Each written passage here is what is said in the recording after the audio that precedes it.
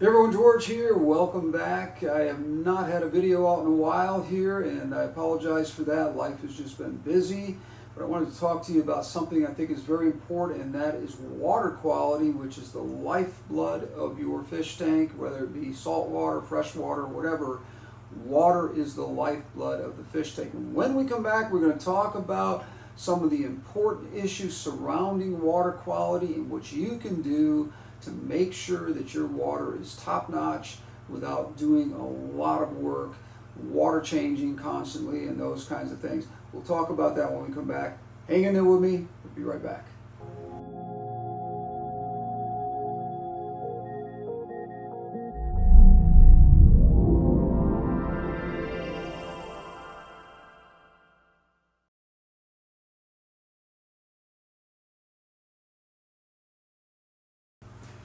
So, as I said in the intro, water is the lifeblood of your fish tank, and it is. It's just simply put, it is the lifeblood of your fish tank. I don't want to drag this out into some long, protracted, wordy proclamation on how I think you should be able to take care of your aquariums without having water quality issues. But I want to hit some of the main points. I want to hit 3 points is what I want to do in this particular video, and then we'll have a follow-up video with a little bit more intense, in-depth stuff. But for those people who are new to the hobby or have only been in the hobby for a while or are having water problem issues, I wanted to hit on 3 points, as I said, that I think are very, very important. The number one thing is most fish that you buy at any mom and pop shop, any chain store, or anything like that have been raised typically in tanks. We don't see as many wild fish in our aquariums any longer. So people are chasing certain water parameters that they don't need to chase. And what I mean by that is, within reason, I can understand certain things. Now, first thing I would talk about is pH in water.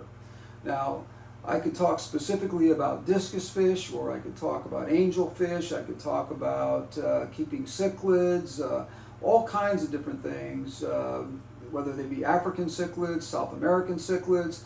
These all have water parameters that are very different from what you would find in the wild. And pH is the number one thing. It's almost impossible to get your pH to be exactly what nature would provide had these fish come from the wild.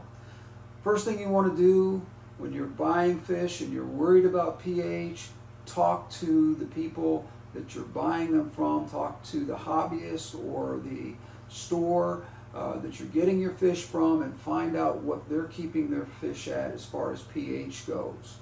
And I will guarantee you that 90% of the time you're going to find that those fish are not being kept in pH balanced tanks where those fish came from or would come from in the wild, because they've always been raised in a tank.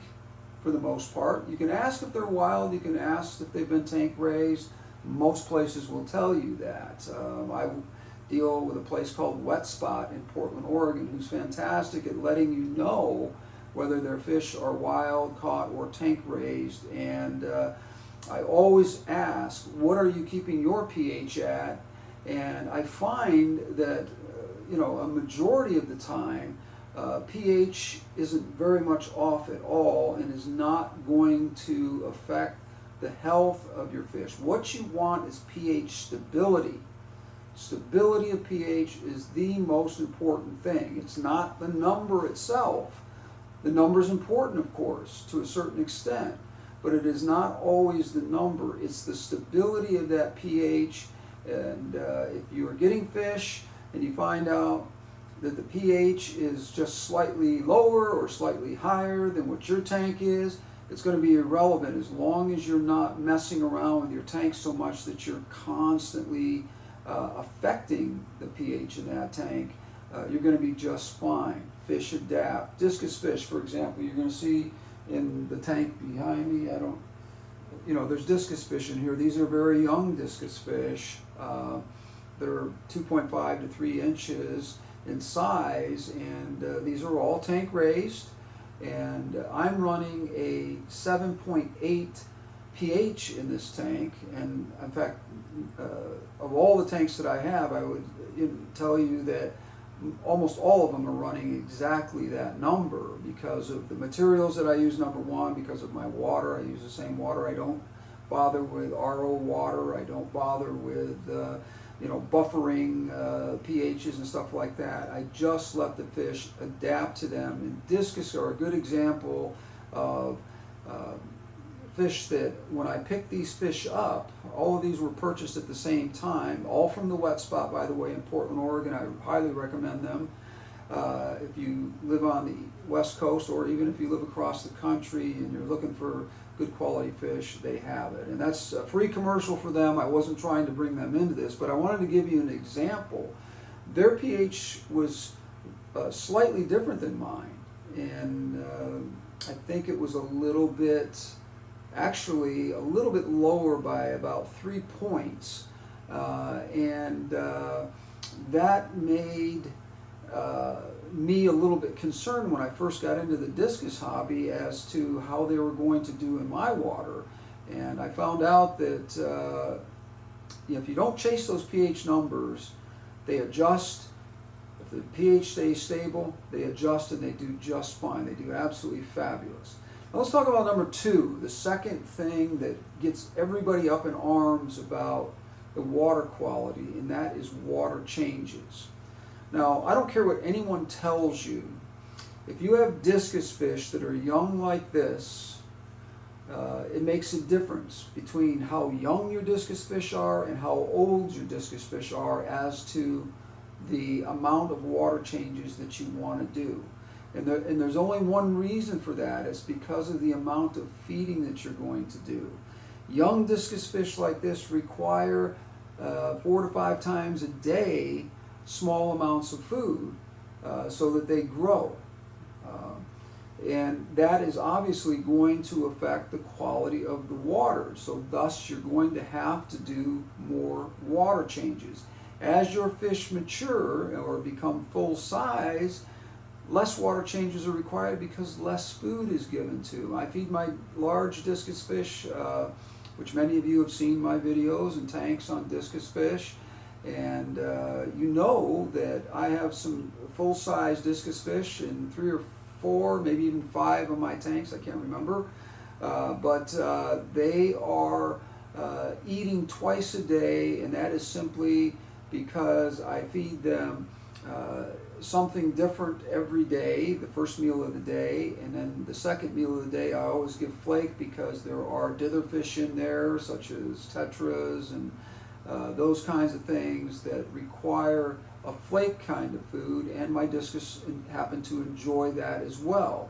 So without getting into feeding issues, because I don't want to make this video about feeding, I want to keep it about water. The water changes, it's just simple. It's common sense that if you have younger discus fish or younger fish of any kind, and I should say that broad-based, paint it with a broad brush, that if you have younger fish of any kind, they're going to require being fed more often when they're younger because they're growing. It only makes sense. It's just like a baby. If you have a baby, they're fed every few hours because they need that in order to achieve growth. And so these are common sense things. So on a tank like this, for example, for those of you who are probably going to send me a message asking me about this, I would tell you that on a tank like this, which is a 75, I would say to you that I do water changes 3 to 4 times a week, about 25 or 30%, just to keep the water quality high and to keep the fish healthy. That's because I'm feeding them more. It's as simple as that. Some of the stuff is just logical, and it doesn't really have to be complicated, difficult, and overly thought. do your water changes when you have small discus or small fish of any kind a little bit more, and as you cut back on the feeding, which you're going to have to do as they grow, and you cut back on the feeding, then your water changes become less. So there's people out there that are going to fight me on this and say, no, discus fish need a 50% water change every day, and by gosh, you better do that or your discus is going to die. That's not true. I've got discus here that are 7, 8 years old and doing absolutely wonderful, and I do 30%, sometimes even just 25% water change in their tank a week. Now, that's up to you. If you want to do more water changes, that's never going to hurt your fish, but you're not really doing anything to benefit the fish in any way. If you're feeding them correctly, the balance of the tank, the beneficial bacterias and those kinds of things that are required to keep your water clean, using the right filtration systems and that kind of thing, it's a whole nother video. But if you're doing all those things and you've got that in place, water changes are, like I said, even with discus fish, I do 25 to 30% water changes a week on my full-size tanks. On a tank like this, where the fish are young and I'm feeding them more, we are doing a little more water changes, like I said, simply because water quality becomes an issue for common sense reasons. You're putting more organics in the water and thus raising the possibility of water quality not being good. So the third thing I want to talk about is how you do your water changes. There are great devices out there to help you with water changes, to make them easier on you, because I talk to people who are in the hobby and they get a little bit in over their head. They start getting 1, 2, 3 tanks, and then they're like, oh, you know, I feel like a slave to this tank because I'm constantly having to do maintenance on it. Well, if you're doing the right things that I mentioned in the beginning of the video here, in the first 3/4 of this video, if you're doing those things will take care of themselves. You'll have to do less water changes and whatever. But you've got to put the work in if you are, like I said, the smaller discus here, I don't know where they are right now. I guess they're all on one end of the tank or whatever. But there are 7 discus in this tank, I believe, 7 or 8 maybe, and they're all about the same size. And like I said, the water changes, I do more in this tank simply because they're being fed more often to get them to grow to their full size. A lot of problems with discus not feeding correctly and being stunted because they don't get the nutrition that they need.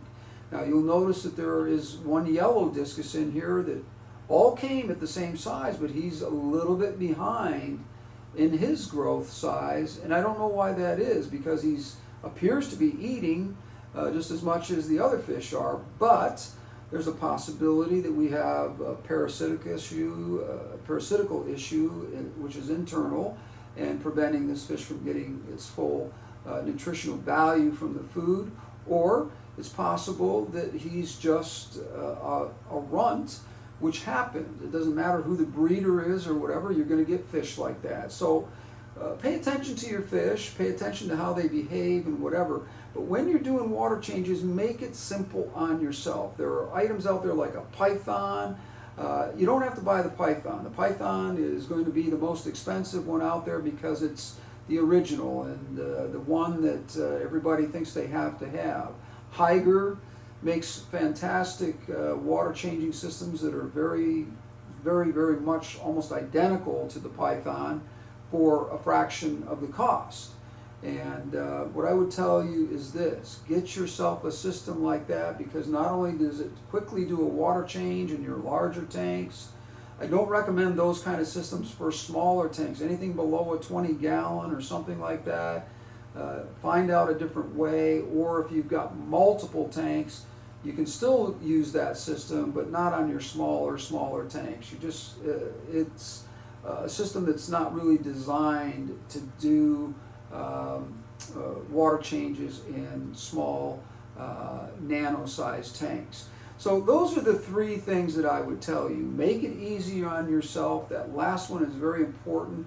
Figure out ways, get a system together that is going to help you to do your water changes in a way that makes it look like, or not look like, but makes it comfortable for you to feel like you're obtaining your goals of doing your water changes, and you're doing them in a way that is beneficial to you, because your time is valuable and it can be stressful, but it's also beneficial to your fish. Follow some guidelines. Like I said, any new fish, I don't care if they're discus, I don't care what they are, whatever tank you're putting together, as soon as you put fish in there, you are upping the ante on waste, and that tank is going to go through a period of struggling because of the fish being in there and waste being produced and food being fed, uneaten food at the bottom.